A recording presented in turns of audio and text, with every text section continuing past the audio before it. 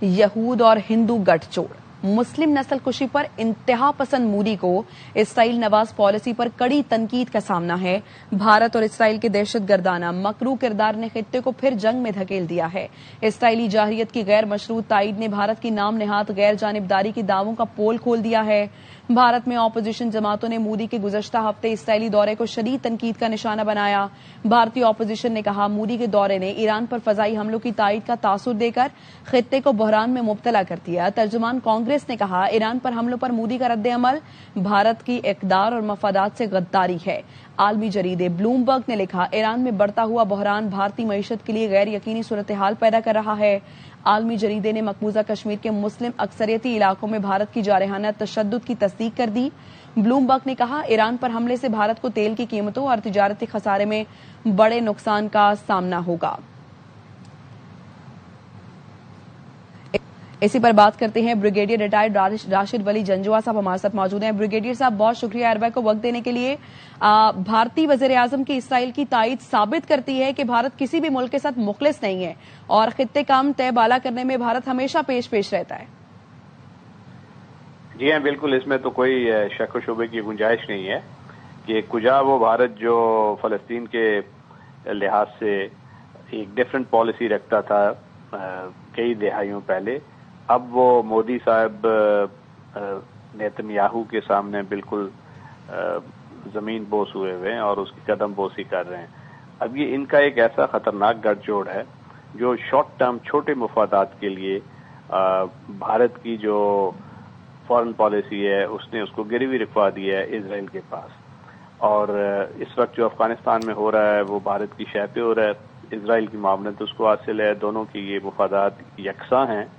اور as a fauna کیو جب یہ ساری سچویشن ہوئی ایران میں اور پاکستان کی افواج کو وہاں فکس کیا گیا، اور اس کے بعد اپنے جو پراکسیز ہیں ان کو استعمال کر کے پاکستان کے اندر ایسی فضا بنائی جا رہی ہے کہ جہاں پہ ایک انسرٹن انوائرمنٹ ہو، اور یہ کلاسیکل ہائبرڈ وارفیئر کی ایک شکل ہے جس میں آپ مظاہرے کرواتے ہیں، مذہبی جذبات اس کو برانگیختہ کرتے ہیں اور وائلنس کی طرف لوگوں کو ترغیب دیتے ہیں، سوشل میڈیا کے ذریعے ابہام کریٹ کرتے ہیں، جھوٹی خبریں پھیلاتے ہیں۔ تو یہ سارا ایک انوائرمنٹ ہے جو ہائبرڈ وارفیئر کا ایک کلاسک حربہ ہوتا ہے۔ تو ہمیں بڑا کیئرفل رہنے کی ضرورت ہے، کیونکہ اس وقت ہم نے بڑا ایک مضبوط سٹانس لیتے ہوئے اپنے مشرقی بارڈر پہ ایک کارروائی کی ہے، اور اس کو ہمارا حق تھا کیونکہ ہم پہ حملہ ہوا تھا اور ہم نے اس کا جواب دیا جو پروپورشنیٹ تھا اور انٹرنیشنل لا کے رائٹ سائڈ پہ رہتے ہوئے ہمارا حق بنتا تھا۔ اور اب اس کو ڈائلیوٹ کرنے کے لیے ہمیں اندر کے جو نفاق ہے اس کا سامنا ہے، اور ان کلیویجز کو جو سیکٹیرین ہے اس کو ابھی ایکسپلائٹ کیا جا رہا ہے۔ یہ بڑا خطرناک سچویشن ہے کیونکہ لوگوں کو اس چیز کا ادراک کرنا ہوگا، خاص طور پہ جو مذہبی علماء ہیں یہ ان کی بہت ذمہ داری ہے کہ اس وقت لوگوں کو صحیح راہ سجھائیں، نہ کہ ان کے جذبات سے کھیلیں۔ اور ان میں ایسے بھی ایلیمنٹس ہیں جو کہ اس وقت انہوں نے لبادہ اڑا ہوا ہے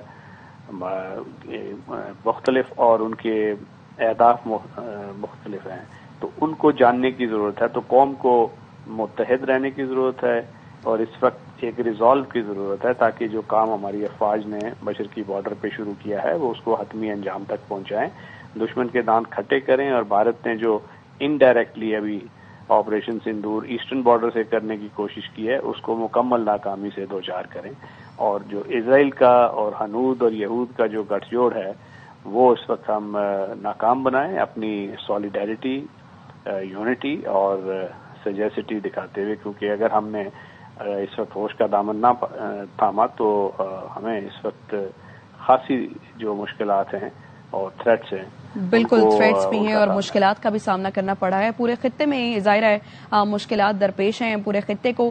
بہت شکریہ راشد ولی جنجوعہ صاحب ہمارے ساتھ موجود تھے۔ بریگیڈیئر ریٹائرڈ وقار حسن صاحب ہمارے ساتھ موجود ہیں، انہیں بھی شامل گفتگو کرتے ہیں۔ بریگیڈیئر صاحب بہت شکریہ ایئر کو وقت دینے کے لیے۔ بھارت کی اگر ہم بات کریں تو اسے کبھی بھی خطے کا امن عزیز نہیں تھا، وہ کبھی نہیں چاہتا کہ خطے میں امن ہو، ہمیشہ ایسے اقدامات کیے جاتے ہیں اس کی جانب سے جس سے خطے کا امن خراب ہو۔ مودی نے اسرائیل کا دورہ کیا جس کے بعد اس کو شدید تنقید کا سامنا सामना करना पड़ा, उसके बाद फौरन बाद इस ईरान पर जो हमले हुए, ज़ाहिर है फिर इस बात का सबूत है कि भारत को अब खित्ते का अमन अजीज नहीं है और वो जंगी इत्तेहाद का हिस्सा भी बन चुका है। आई थिंक पहले भी बात होती थी एयरवाइज पे भी कि जो 3 एंटिटीज हैं बेसिकली और एक प्रॉक्सी है। इसमें ज़ायनिस्ट हैं इसराइल में अंडर नेतन्याहू, फाशिस्ट हैं मूडी के अंडर दिल्ली में, और फिर आपके न्यू कंजर्वेटिव का बाल है अमेरिका में, और सुपर प्रॉक्सी है अफगानिस्तान। तो आई थिंक इस ट्रायंगल को आप अगर मिला लें तो सारी चीजें समझ आती हैं। नेतन्याहू और मूडी का जो कॉमन एजेंडा जो है बेसिकली इस्लामोफोबिया है और मुस्लिम हेट है। आप देखें कि गजा में जेनोसाइड हो या मुसलमानों की ऑपरेशन हो विद इन इंडिया, जहाँ पे 25 करोड़ मुसलमानों का नाटका बंद कर दिया गया है, रोजाना लिंचिंग हो। फिर ऑक्युपाइड कश्मीर में देखें बिल्कुल ज़ायनिस्ट प्ले बुक प्ले की जा रही है। अभी तो मेनलैंड भारत में भी घरों को डिमोलिश किया जा रहा है, मसाजिद के साथ इवन रमजान में तरावी नहीं पढ़ने दी जा रही। तो ये तो एक I think common ideology I would say, और ये शुरू से है। मतलब सावरकर का आइडियोलॉजी देख लें, आरएसएस की या जो ज़ायनिस्ट आइडियोलॉजी की नाजी जर्मनी की, ये बिल्कुल कदर मुश्तरक हैं। They are based on human hate.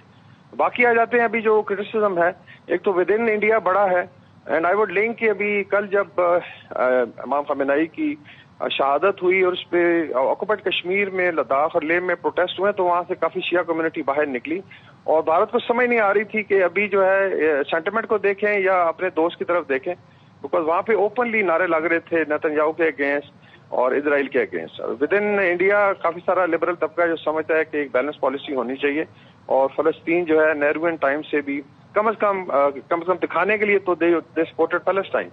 लेकिन ये अभी सिर्फ मुस्लिम हेट की बेस पे एजेंडा बदला है, और ये उसके बाद फिर सुपर प्रॉक्सी आपने देखा है, अफगानिस्तान से पाकिस्तान पे हमला कराया गया, जो कि अल्लाह के फजल से न सिर्फ नाकाम हुए बल्कि I would say Hindi language में भ्रष्ट हो गया इनका सारा सिस्टम जो है। तो मेरे ख्याल में मूडी के अगेंस्ट अभी ये वेव चलेगी।